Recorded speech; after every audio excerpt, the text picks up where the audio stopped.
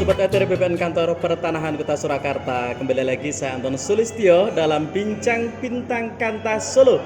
Dan pada kesempatan siang hari ini telah hadir di tengah-tengah kita Bapak Dirjen Penanganan Perkara dan Sengketa Kementerian ATR BPN RI, Bapak Agus RB. Selamat siang Bapak Agus. Siang. Bagaimana Pak kabarnya hari ini? Alhamdulillah. Alhamdulillah baik. Pak Agus, yang pertama terima kasih dan selamat datang di Kota Solo atau Kota Surakarta. Dan ini terkait mungkin isu-isu terakhir perihal ada mafia tanah dan sebagainya. Kalau menurut Bapak dari kacamata Bapak bagaimana? Monggo. Ya, sebetulnya mafia tanah itu sudah ada sejak dulu gitu ya. Yeah. Karena sengketa pertanahan itu kan multi aspek ya. Yeah. Dia ada aspek perdata, ada aspek tata usaha negara, ada aspek pidana. Nah, pada aspek pidana inilah yang sekarang ini dikenal dengan kejahatan pertanahan yang atau disebut kemudian mafia tanah. Pada umumnya sengketa pertanahan yang dikaitkan dengan mafia tanah adalah kasus-kasus pertanahan yang di dalamnya terdapat unsur-unsur pidana. Kemudian Pak, kalau untuk mensikapi hal ini, kalau dari pihak kelembagaan BPN sendiri bagaimana Pak? BPN ini kan lembaga administratif. Iya. Tapi uniknya BPN ini diberikan kewenangan yudisial. Apa itu? Yaitu kewenangan untuk menetapkan hubungan hukum antara orang dengan tanah. Hakim itu diberikan punya tugas adalah menetapkan hubungan hukum antara pihak yang berperkara dengan objek perkara, kalau tanah dengan tanah. Kita diberikan kewenangan mengatur dan menentukan hubungan hukum antara orang dengan tanah. Kalau yang tidak berperkara ada di Dirjen Penetapan Hak dan Pendaftaran Tanah. Yang bersengketa itu ada di Dirjen Penanganan Sengketa dan Konflik Pertanahan. Tetapi keputusan kita dan produk-produk penanganan kita itu tidak perlu justisi. Keputusan kita tidak didasarkan pada irah-irah demi keadilan berdasarkan ketuhanan yang Maha Esa, yang merupakan syarat dari kekuatan eksekutorialnya satu keputusan. Maka keputusan-keputusan kita ini selalu bisa di challenge, digugat, baik perdata maupun pidana.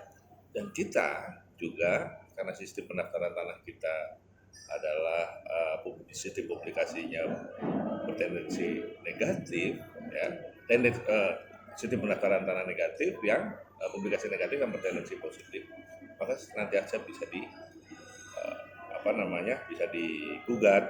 bisa digugat di tun, perdata maupun pidana gitu ya, sehingga orang ya memanfaatkan setiap celah ya untuk melakukan upaya-upaya bagaimana dia melakukan perolehan tanah ya, untuk yang kita bicara mafia ya. Secara melawan hukum tapi dengan menggunakan hukum gitu loh ya. Nah ini yang paling sering terjadi gitu loh. Nah ini yang harus kita lakukan pencegahan. Bagaimana kita menangani masalah ini? Kita tidak punya kewenangan yudisial, ya kan? Oleh karena itu kita harus melakukan penguatan kelembagaan penanganan sengketa dengan bekerja sama dengan APH, dengan kepolisian, kejaksaan. Itulah kenapa kita buat MOU dengan kepolisian maupun kejaksaan.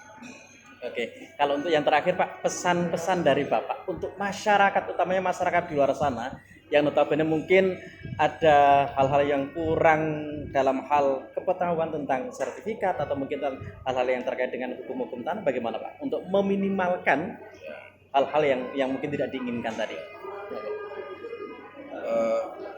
Pendaftaran tanah itu kan tujuannya untuk memberikan kepastian. Kepastian hukum itu berarti ada hukum yang pasti, terhadap peristiwa konkret dan ada perlindungan terhadap kewenangan, gitu ya. Jadi kalau orang perlu kepastian hukum, daftarkanlah tanah, sehingga dengan begitu dia punya kepastian hukum terhadap kepemilikannya dan perlindungan hukum. Daftarkanlah tanahnya, sertifikatkanlah tanahnya, itu satu.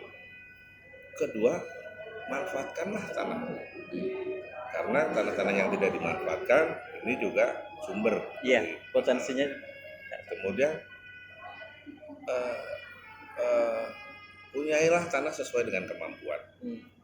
Ya, kalau dia punya tanah banyak tapi dia tidak bisa mengelola memanfaatkan dengan baik, ini juga jadi sumber masalah. Kemudian teliti sebelum membeli dan teliti sebelum menjual, karena baik membeli maupun menjual bisa kena masalah kalau tidak teliti. Contohnya Nirina Jubir, kemudian Sutrisno Bahir, kemudian siapa lagi, satu lagi yang duta besar itu Dinopati Jalal, ya kan? Itu teliti sebelum menjual, karena dia menyerahkan sertifikatnya pada orang yang dipercaya, dan ini ada orang yang mengaku mau membeli, ternyata semuanya adalah figur. Gitu ya. Oke Pak Agus, terima kasih sekali, pesan-pesannya luar biasa, dan nanti masyarakat di luar sana mestinya sangat penting untuk berdaya pesan-pesan dari Bapak ini. Terima kasih sekali Pak Agus sudah rawuh di Solo. Sehat selalu. Matur nuwun sekali. Demikian tadi Sobat ETR BPN Bincang Bintang Kantas Solo dengan Bapak Agus RB.